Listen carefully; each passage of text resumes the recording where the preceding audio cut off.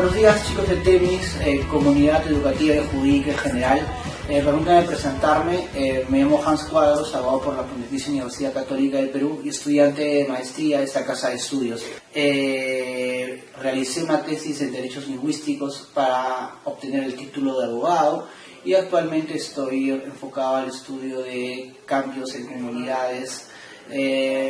respecto a los manejos de la tierra, usos y tenencia de las mismas.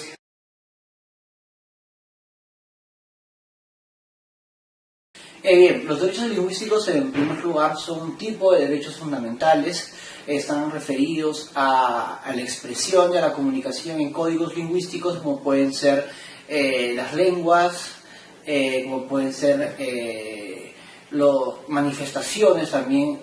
tanto expresas o no expresas de mecanismos o lenguajes, por así decirlo. Entonces, cuando hablamos de derechos lingüísticos no podemos hablar de un número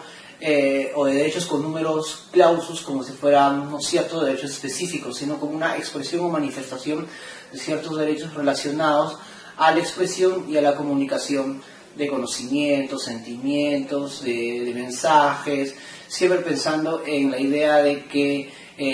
la persona como ser social tiene que comunicarse y desarrollarse en un contexto donde siempre va a estar en constante interacción con los demás. Y si es que no encuentra un lenguaje adecuado o existe discriminación por ciertos tipos de lenguajes y de usos de ese lenguaje, se encontrará restringida no solamente en ese tipo de ejercicio de derechos, sino por ejemplo en otros derechos como acceso a la educación, acceso a la justicia, salud, entre otros.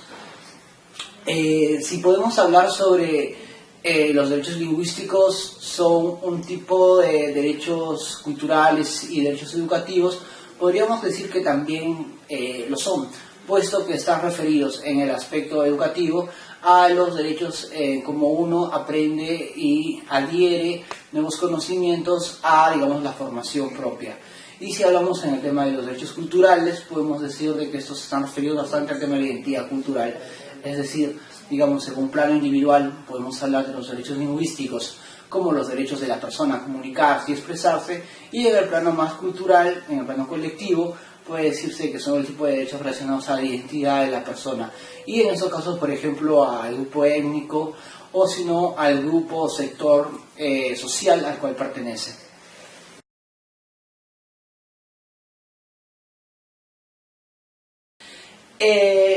Parte de las medidas para garantizar este tipo de derechos es primero comprender que existen dos ámbitos que actualmente en el derecho resultan un poco confusos.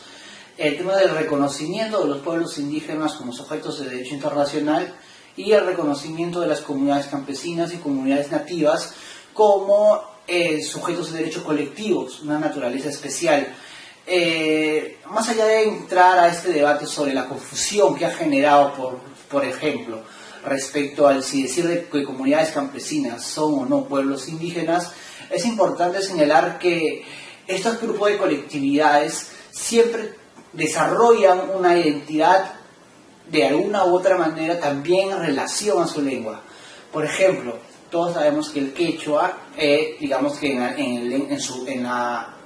la denominación propia dentro del idioma es runasimi, que quiere decir la lengua de los hombres. Y muchas de las lenguas se denominan de esa misma manera, es decir, cada lengua se denomina, por así decirlo, su lengua,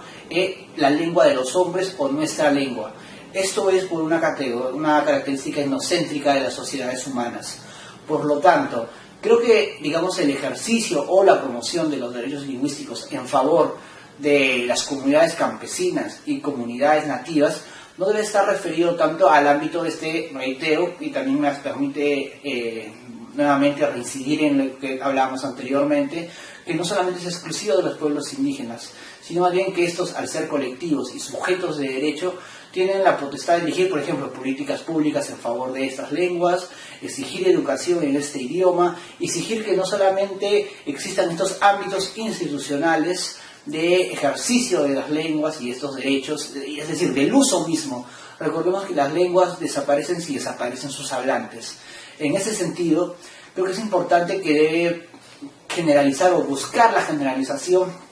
del uso de las lenguas en todo tipo de ámbitos, no solamente en el ámbito privado, que es en el ámbito donde esencialmente se hablan de este tipo de lenguas, sino también en el ámbito público, en el ámbito social, en el ámbito institucional. Es decir, garantizar las condiciones para que las lenguas o para que el uso de estas sean adecuadas y que no exista ni discriminación ni invisibilización. Finalmente quiero decir que justamente hace unos meses salió una sentencia del Tribunal Constitucional donde declaraba el estado de cosas inconstitucional respecto a un procedimiento que tenía que hacer una señora quechohablante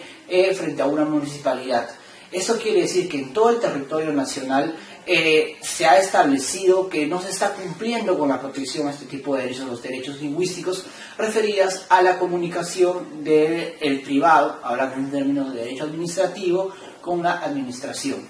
En este caso, creo que es importante remarcar que esta declaratoria de estado de cosas inconstitucional lo que está queriendo señalar y que el Tribunal Constitucional acertadamente hace es decirle al Estado y a las entidades públicas, oye, garantiza a tus ciudadanos, a nuestros ciudadanos, a cada peruano que tenga la posibilidad de comunicarse con la administración en la lengua que sea su lengua originaria o la lengua que sea mucho más fácil para ella